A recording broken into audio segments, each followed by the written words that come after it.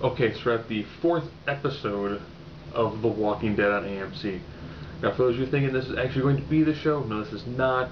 If you decide to not look at the thumbnail, look at the duration. You can't watch a show that's an hour long with commercials in 4 minutes.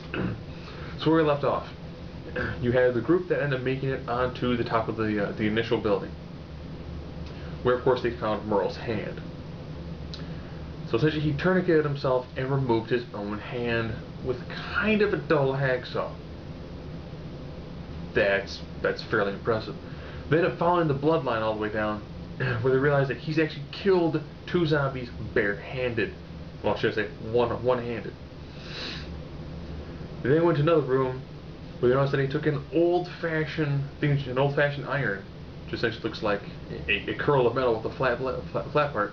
He had cauterized his own wound. They realize they have to go out and find him, but first they go, you know what, we probably should get the guns. In getting the guns, their Asian friend Glenn gets kidnapped by the Vatos. So the bulk of this one deals a lot with some of the high drama, some of the fallout from the beating of the wife beater in previous episodes, trying to get Merle, as well as now trying to get Glenn back from the Vatos. I'm not going to go into huge detail about them, because that was probably one of the best scripted sections of this entire season so far. Needless to say, they do get Glenn back.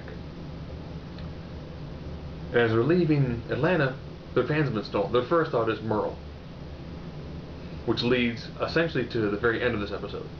I'll now deal with that happened at the camp. One of the guys was digging a bunch of holes because he had a bizarre dream.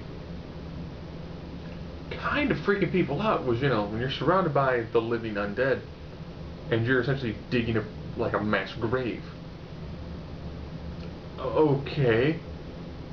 Two of the women go out and get a ton of fish. So they're doing a fish fry at night. Yes, really not a lot happened. You have a lot of high drama and a lot of story building. Some of that I really don't want to go into a recap of because it's kind of difficult to do, a 30-second synopsis of something that takes place over a couple of minutes. So you get to the very end of it. Now the initial red herring is you think that since Merle took the van, Merle's going to be the one who's going to show up and essentially really attack the site. Notice I said red herring. This episode then ends with a massive zombie attack on the camp. And lots of characters who you've been essentially watching for about the past, 2 episodes, just get butchered by a small army of zombies. Until the contingent that went off to Atlanta comes back with some guns. And it ends with the guy who's digging all the holes remembering his dream. His dream was that he had to dig all these holes for all the new fresh dead bodies. So, they came back with some guns. Not all of them, but enough to give them a slightly better edge. Just in time to see most people get attacked and killed in probably one of the more violent sections they've had so far in this show. So looking for zombies, this happens in like the last 10 minutes.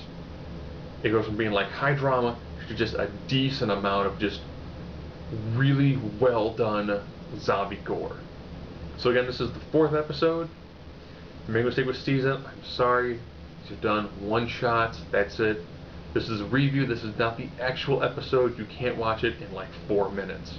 This is a recap, review, my thoughts, that's it. Episode 4, looking forward to this one, looking forward to the next one, as well as the next season.